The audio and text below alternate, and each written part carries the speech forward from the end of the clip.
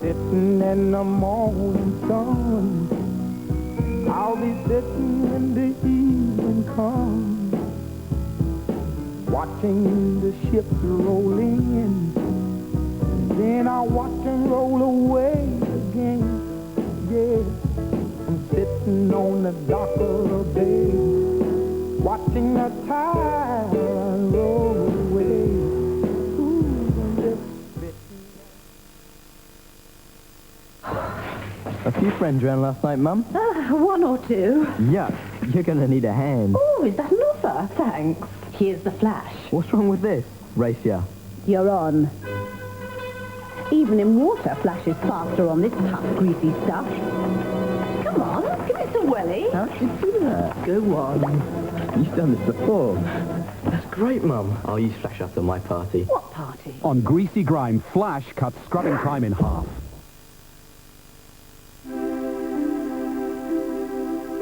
If you want your family's clothes to be brilliantly white, there's something new from Fairy.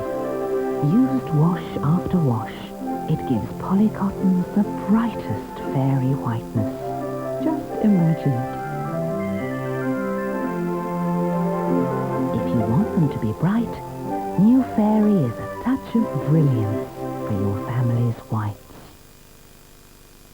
If the way you are right now isn't how you want to be, you can change the way you look, change the way you feel.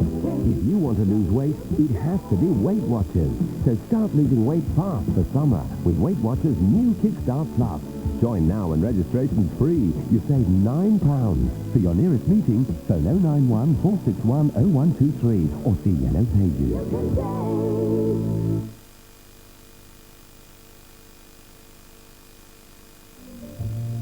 He's probably the one leader in the world whose morality and leadership is completely unquestioned.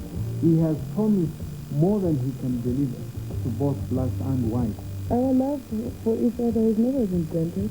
The world did not make a mistake in identifying him as one of the greatest of those who were prisoners of conscience. Mandela, From Prison to President. Network First, Tuesday, 10:40 on ITV. ITV in the Northeast, this is Tyne Tees.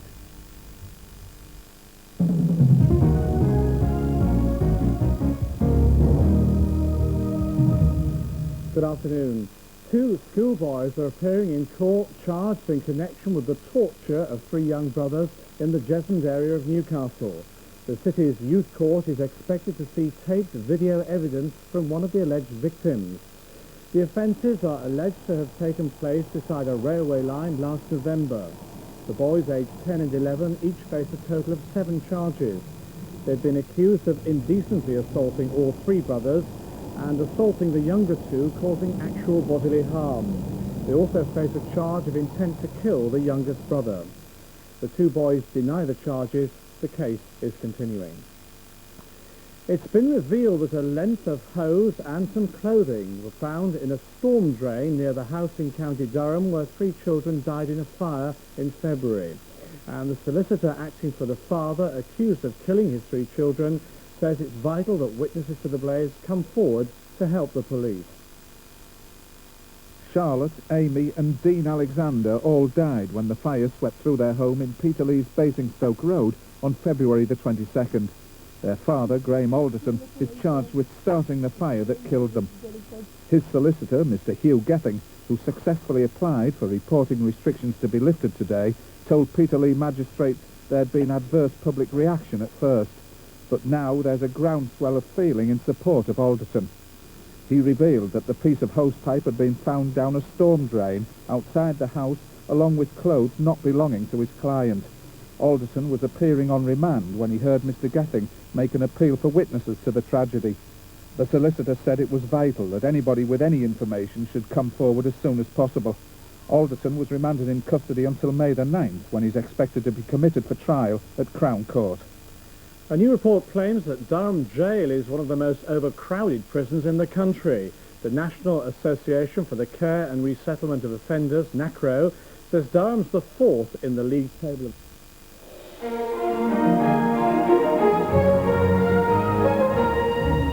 Another 10 have died in the second day of pre-election bombing in South Africa.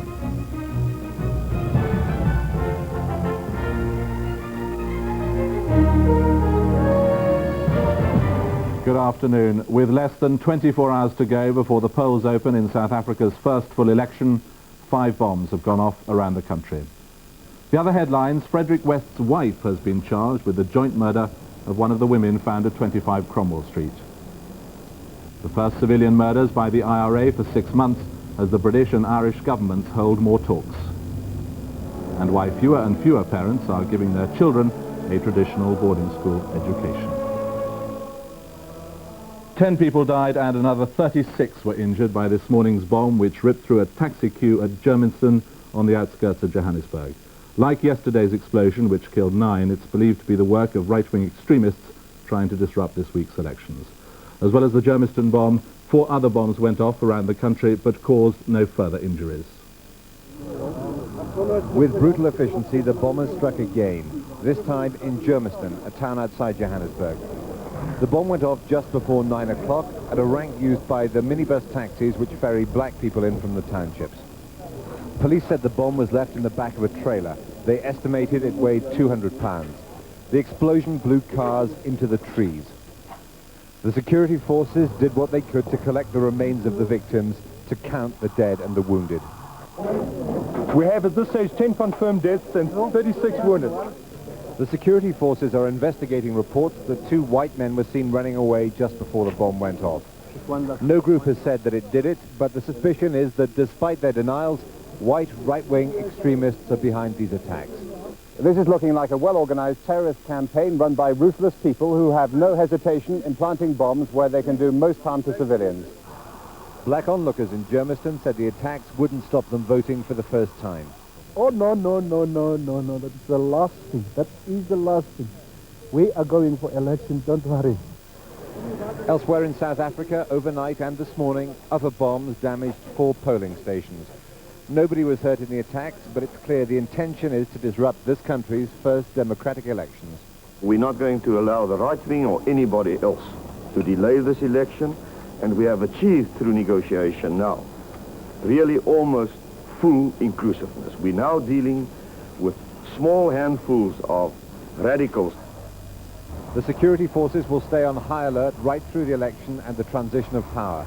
Small, well-organized groups can do a lot of damage. Police leave has been cancelled and reservists called up.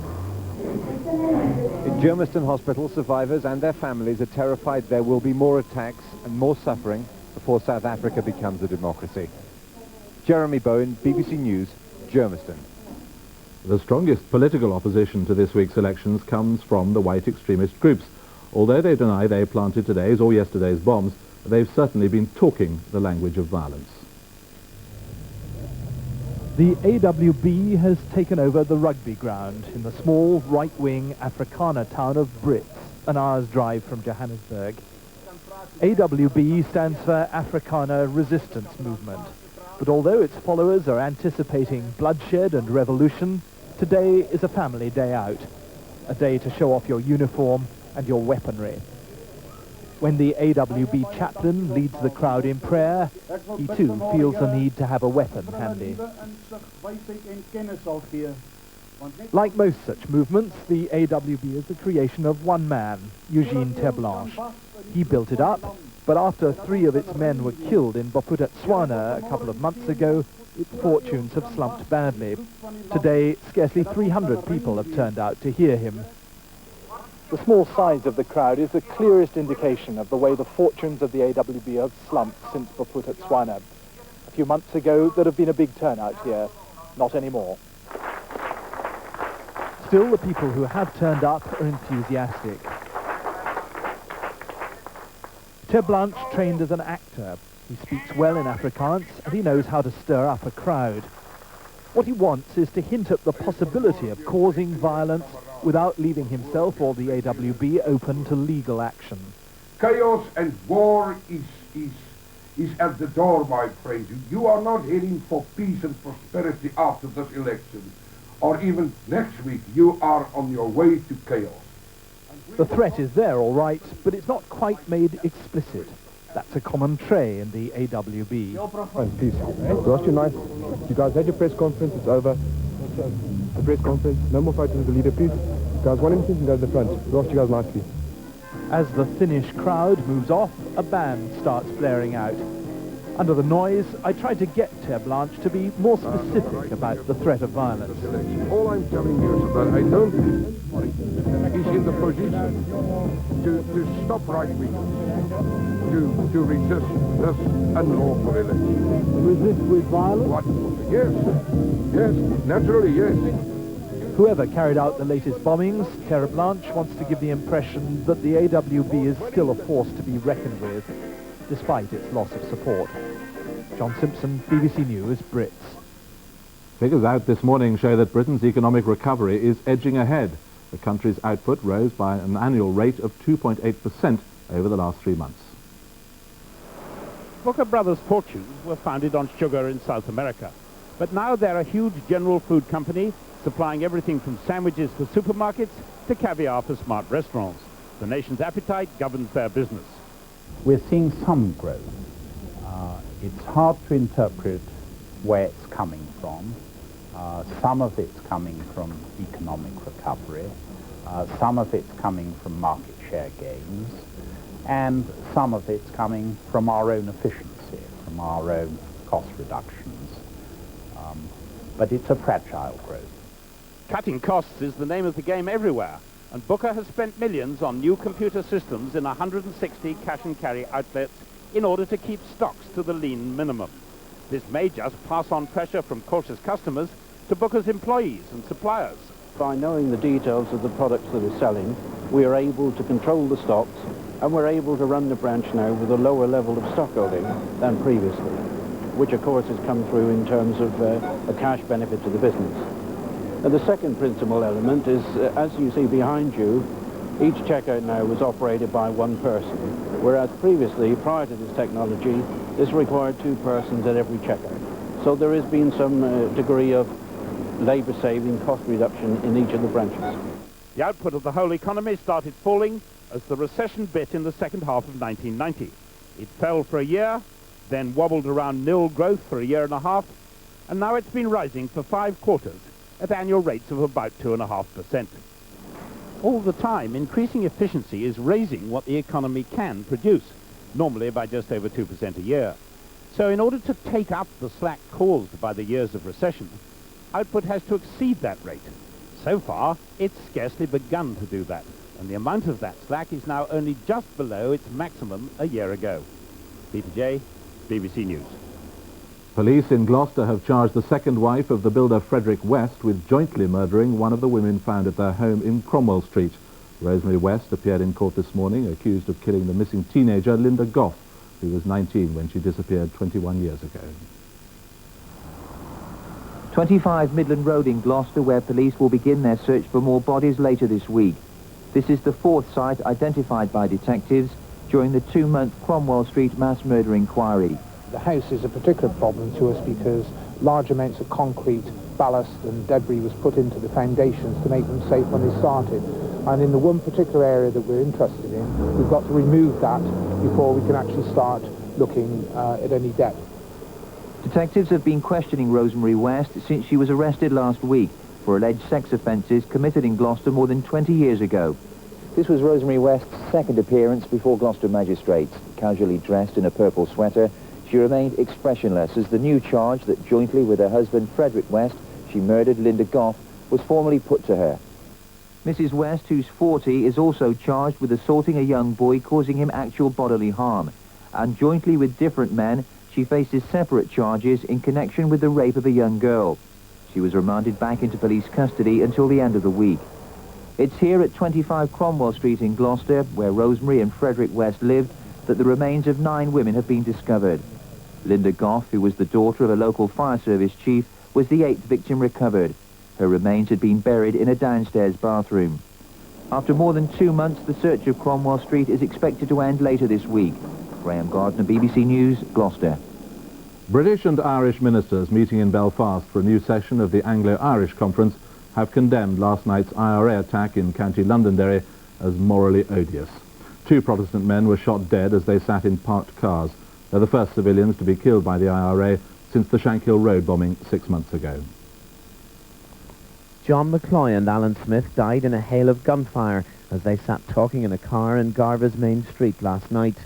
Already, as so often in Northern Ireland, flowers marked the spot where the two were killed. The IRA said it carried out the murders, the first attack on civilians by the organisation since the Shankill Road bombing last October. The murders were widely condemned, not least by the RUC Chief Constable, as he arrived at Stormont Castle near Belfast for today's Anglo-Irish meeting. They have all got to take the line, and the sooner the better, that the violence that's going on will not get anyone anywhere. And I call upon them all yet again to stop and let the political process take its course. Sir Hugh has been seeking sweeping new powers to fight the paramilitary groups on both sides. The government says they're still under consideration. But both the ministers who chair these meetings under the Anglo-Irish Agreement echoed their horror at recent violence. It has no place in a democracy, and both governments are side by side in their condemnation of it and their opposition to it. Yes, I would have to agree with the Secretary of State and on behalf of the Irish government condemn outright, in an outright fashion, what happened in Garva last night. Those people have no claims in relation to whatever cause they think they're pursuing to act on behalf of the Irish people. The two governments are still keen to make progress towards an end to violence and a new political agreement. But the most vociferous of unionists was on hand to deliver a letter of protest that the meeting was taking place at all. We have had 2 Protestants murdered by the IRA in Garva, and before these people even are buried, the Secretary of State must proceed with his continual destruction of our province in cahoots with the conspiracy of the Irish Republic's government. The problems facing the two governments are starkly clear today: continuing and escalating violence, and no immediate prospect of even bringing the political parties together, never mind reaching an agreement. Dennis Murray, BBC News, at Stormont Castle. The big powers of the United Nations are trying to get the Bosnian peace process started again. The American Secretary of State, Warren Christopher, has arrived in London for talks with the Foreign Secretary and the Prime Minister. His French counterpart, Alain Juppé, and the Russian envoy, Vitaly Chukin, will also be involved in the talks later this afternoon. They're trying to coordinate an initiative which Mr. Christopher will discuss with the Russian Foreign Minister in Geneva tomorrow. In Bosnia, another 250 peacekeepers, mainly British, have arrived in Gorazde to help police the ceasefire. The UN has warned the Bosnian Serbs that airstrikes will go ahead unless all heavy weapons are withdrawn from around the town by Wednesday. 2 seeking helicopters flew into Sarajevo this morning, the second day of the airlift from Gorazde. Yesterday, 86 of the wounded came out. The plan is to evacuate 100 today, many of them walking wounded because there are others still left in the town too ill to move. An Irish doctor who came out yesterday described the scene in Gorazde. The conditions in the last 10 days in Gorazde were absolutely horrendous. There was, at times, there was shells falling in the inner city and in the hospital area every few seconds. There was constant sniper fire, so that if people's houses were shelled, and if any of the survivors managed to get out in the street, they risked being shot down by snipers. The whole operation is taking longer because every helicopter leaving the town is required to land in Serb-held territory at Sokolac. There, the Serbs check the passenger list and the injuries in what the UN's relief agency calls a dangerous waste of time. Those long delays, of course, were very distressing for all of us, and can certainly cause lives if, as these people are extremely injured, many of them, of course, are in need of urgent evacuation, and every delay counts. On the ground, the UN reports a further withdrawal by the Serbs. They are required to pull out all their heavy weapons from a 20-kilometer zone around Gorazde by midnight tomorrow. The United Nations, sensitive to a charge of having appeased the Serbs, insists that this part of the ultimatum will be rigidly enforced on pain of bombing.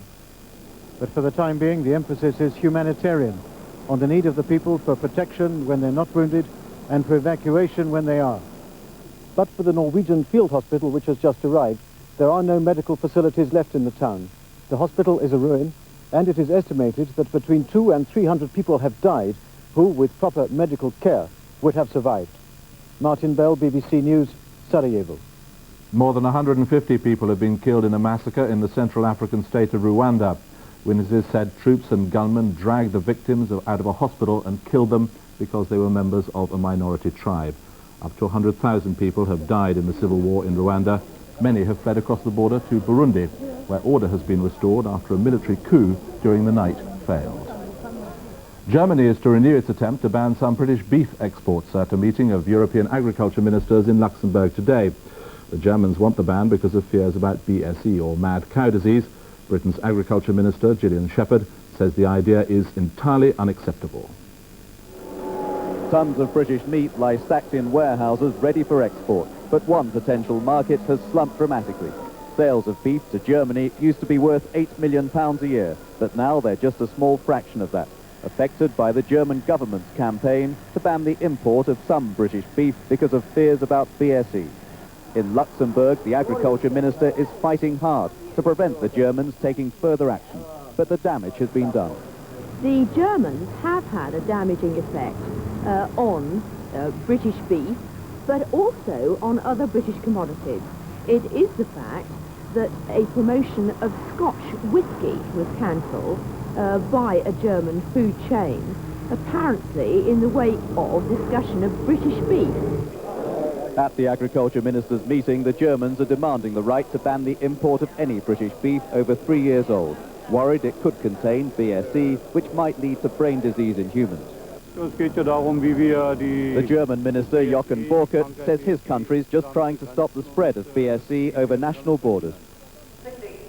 But British farmers and scientists say there's no evidence that BSE can be transmitted to humans.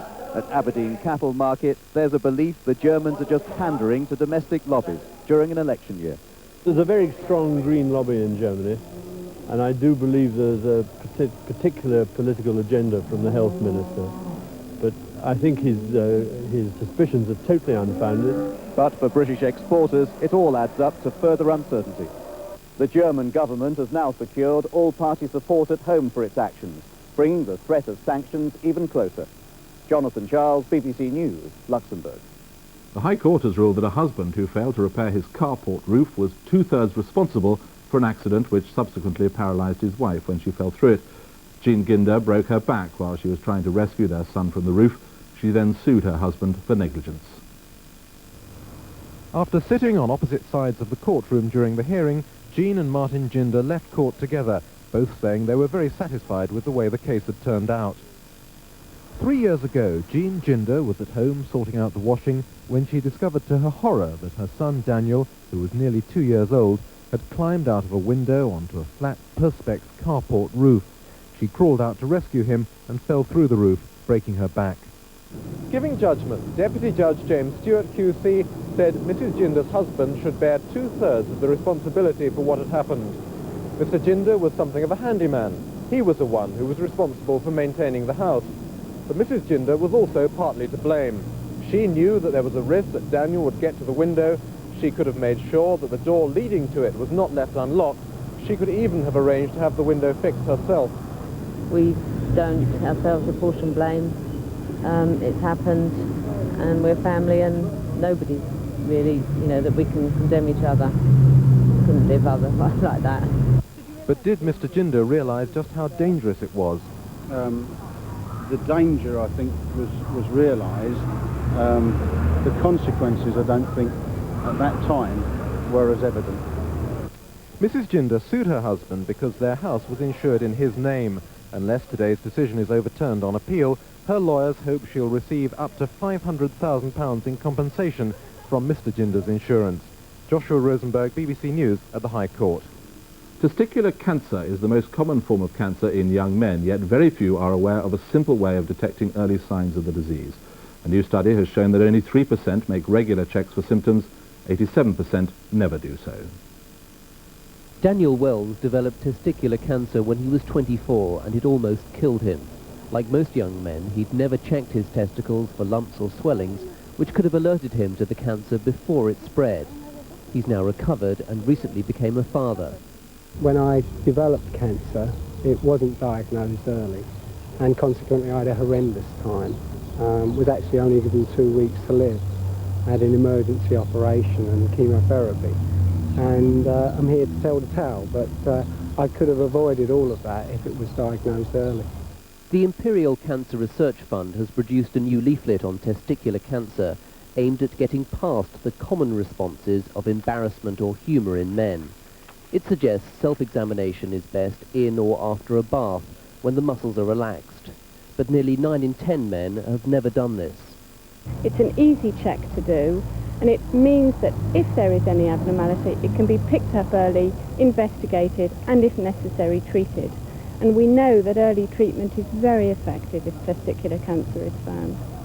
Nearly 1,500 men in Britain develop testicular cancer each year. The rate has doubled in the past 20 years, although no one is sure why. Like Daniel Wells, 90% of sufferers are completely cured. But simple, regular checks by men could substantially reduce the risks of painful treatment or even death. Fergus Walsh, BBC News. Nurses are to be allowed to prescribe some drugs and medical appliances from next October. 8 GP fund-holding practices have been selected to take part in the trial. The Health Minister, Baroness Cumberledge, announced the plans at the Royal College of Nursing Annual Congress. She said it would give nurses status and esteem. With the local elections just 10 days away, Labour is fighting to hold on to seats in one of its own strongholds. The council in Sheffield has been criticised by the Conservatives and Liberal Democrats for some big construction projects which have left the city tens of millions of pounds in debt. The Don Valley Stadium has become a symbol of Labour rule in Sheffield. Built to house the World Student Games 3 years ago, the centre is one of the best sports facilities anywhere in Britain. But the Games were a financial disaster. They lost over £10 million, putting the city massively in debt. 60, please. Council employees at the stadium and throughout Sheffield have had to take pay cuts, and spending on everything from street lighting to housing repairs has been cut back sharply. All grist to the mill for the Liberal Democrat leader, targeting disaffected council tenants. So it was just over there, and then even when they put the fungicide on, it came back over here. Got worse, yeah. And while the Liberal Democrats hope to make inroads into the traditional Labour heartlands of the council estates, the Conservative group leader is focusing on the grievances of businessmen and commuters in the city centre. Jill, I'm in a traffic jam, I'm afraid. It's the usual thing. It's a bit of super tram and then this reorganisation of the route. More investment, another grand project. Massive roadworks through the heart of the city have disrupted the lives of traders and shoppers alike. But when the diggers have gone, state-of-the-art super trams will glide through the streets of Sheffield, an example of Labour's transport strategy in practice. The few trams already running have proved highly popular, and while work continues apace on projects like this, today's Labour councillors have had their work cut out, tackling the debt burden inherited from their predecessors. Labour's problems in Sheffield today stem above all else from a gamble that failed. Previous administrations here believed that a future Labour government would come to their rescue and help repay their debts. But of course Labour lost, and the people of Sheffield are now paying the price. How many units altogether when it's all done? 217 total. Today's council leader points to joint housing projects with the private sector as evidence that Labour is continuing to invest while tackling the debt crisis. But the price of Labour's investment has been a high one, and while the party should keep control here, there's likely to be a political cost to pay too. Lance Price, BBC News, Sheffield. The Japanese parliament has elected a new prime minister following the resignation of Morihito Hosokawa over allegations about his personal finances. The new prime minister, Tsutomu Hata, was foreign minister in the old cabinet. He's the leader of the second largest party in the coalition government and is Japan's sixth prime minister in the past 5 years. The number of pupils who board at independent schools is still going down. New figures from the Independent Schools Information Service show the long-term decline in boarding is continuing, and some well-established schools are closing. Experts blame the recession, bad marketing, and changing social attitudes. Belmont Abbey, a Catholic boarding school in Herefordshire, is closing this summer. The recession, defence cuts, which have reduced the number of service children, and fashion have made boarding an option for fewer and fewer families. Given a choice of around £10,000 a year to board or £4,000 a year for day pupils, many parents are choosing the latter option. To any boarding school in the country you went to see, you'd find the headmaster, if you were being honest, would admit to you that the number of boarding pupils in his school had gone down, especially in the last 5-6 years. And I think there's been a change in parents' attitude towards the education of their children. The idea of sending your children away to school from 8 to 18 has now become unfashionable. May the Lord make us truly thankful. Once it was almost the norm for the upper middle classes to send children, especially boys, to a Spartan single-sex school from age 8. But with no empire and a shrunken military, society and independent schools have changed.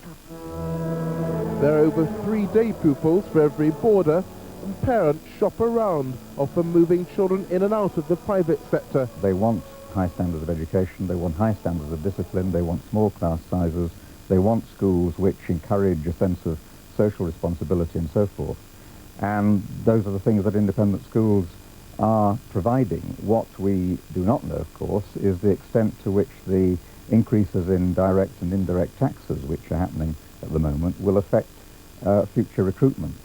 So if private schools are to go on attracting over 7% of pupils, they may have to improve their marketing. Wesley Kerr, BBC News. And now at 26 minutes past 1, the main news again. 10 people have been killed this morning in a bomb attack in Johannesburg. 4 other bombs went off around the country but caused no further injuries. And the wife of the Gloucester builder, Frederick West, has appeared in court, jointly charged with murdering one of the women found at their home in Cromwell Street. And that's it this Monday lunchtime from the 1 o'clock news. Good afternoon.